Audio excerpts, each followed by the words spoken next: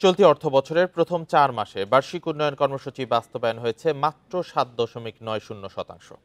গত ১২ বছরে বা এক যুগে কোনো অর্থবছরেই এই ৪ মাসে এডিপি বাস্তবায়নের হার ১০%-এর কম ছিল না।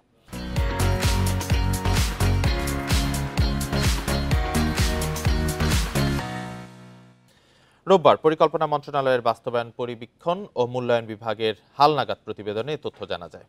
এতে বলা হয়, চলতি অর্থবছরের এডিপিতে বরাদ্দ রয়েছে ২,৭৮,২৮৯ কোটি টাকা। এর মধ্যে জুলাই অক্টোবর মাসে মন্ত্রণালয় ও বিভাগগুলো ব্যয় করতে পেরেছে মাত্র ২১,৯৭৮ কোটি টাকা।